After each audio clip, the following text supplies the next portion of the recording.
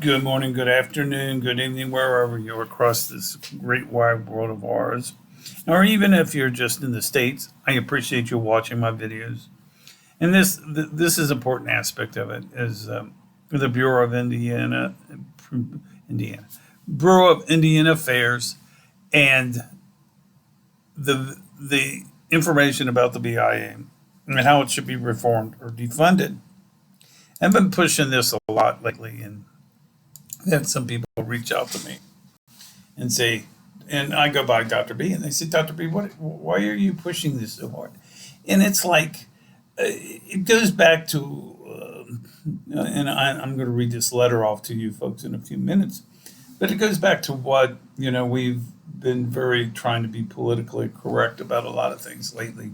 And the issue becomes, we founded a bureau in the 1820s under John C. Calhoun, and we still call it the Bureau of Indian Affairs, yet you had the Washington Redskins change their name, Cleveland Indians changed their name, but we still have the Bureau of Indian Affairs. So, and my big point about this is we're getting near appropriation times. In other words, July 1st is when we start looking at appropriations.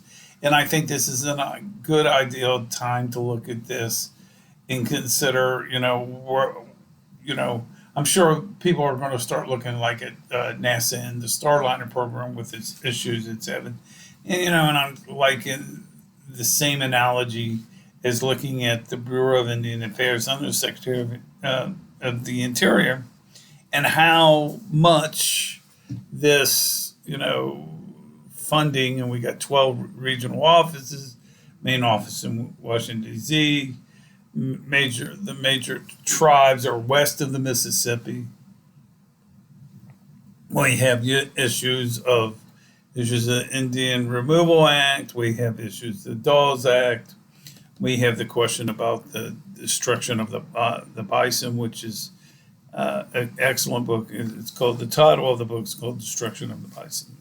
Excellent read. I read it a few years ago. But the point that I'm making out of this is that we're coming to appropriations. And why not be this time of the year? It's almost like Christmas. We always think Christmas time of the year and how the season with Christmas and all that. Well, we're in the season of appropriations for the government. So we need to start looking at, because they're going to go on their summer break and they'll start working on appropriations and et cetera. So why not? And we got an election year. So all this coincides with what I want to do. So the point, and I'm actually going to take a class, and I've got to get some things together with that. And I was accepted in the master program at Texas A&M Law School on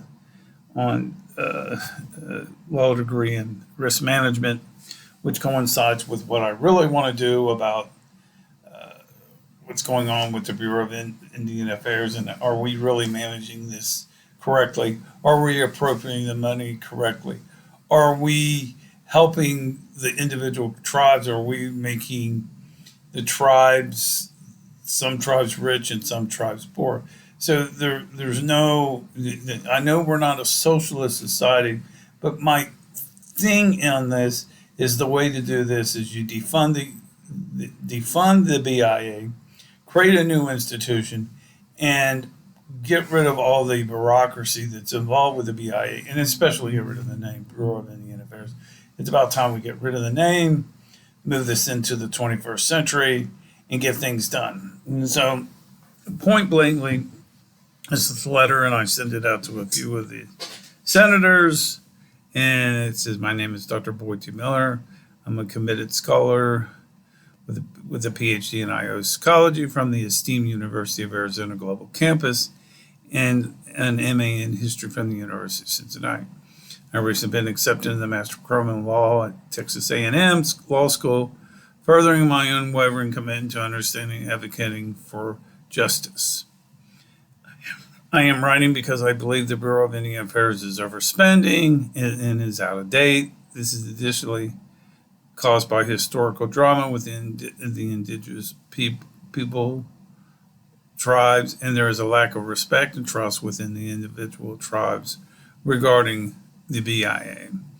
Having dedicated years to studying this issue, I find it disheartening that the BIA fundamental premise established in the 1820s by John C. Calhoun remains unchanged. The historical context underscores the urgency of reform.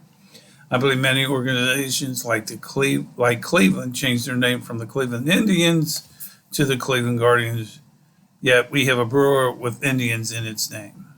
I passionately believe that we are doing is a service to the tribal lands regarding gambling as well. Defunding the BIA is the best solution and the most practical thing to do now. Doing so can redirect administrative costs and insufficient funding to the people who need it the most. I have attached. I have available two professional articles that make issue of defunding the VA more straightforward. Thank you, Dr. Boyd T. Miller, Cincinnati, Ohio 45204. So what I'm really doing here is causing to move this forward, and part of this issue becomes, I'm a big believer in.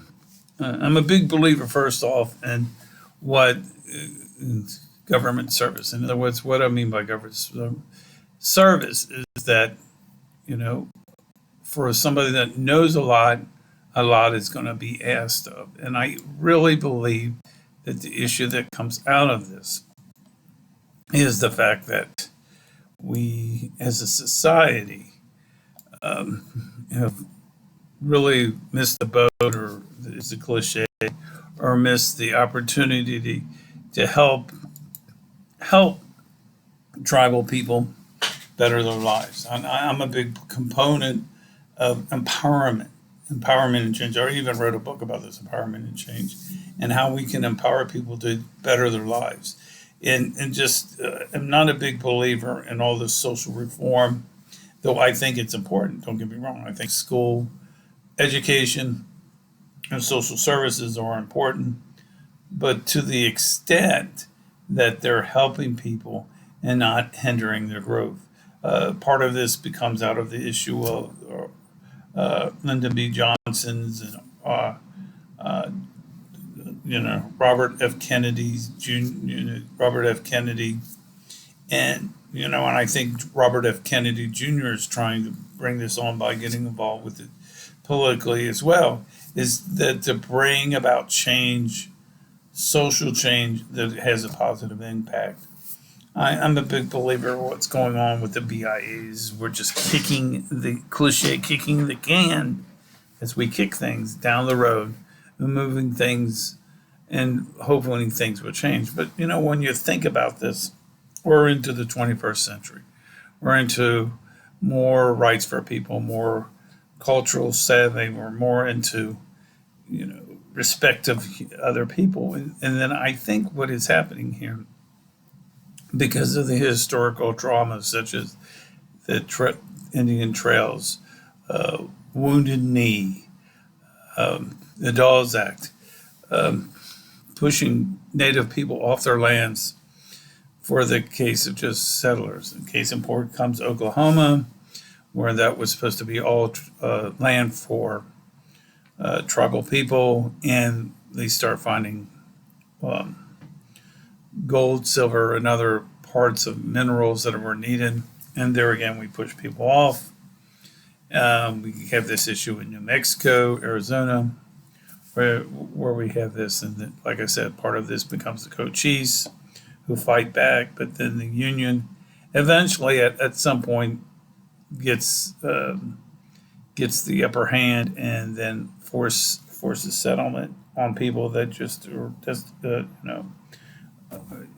can't take it, to the point where they're just saying, I've got to fight back. It's the same way with this. It's just that I think we've come to a fork in the road, and this is the time to look at this.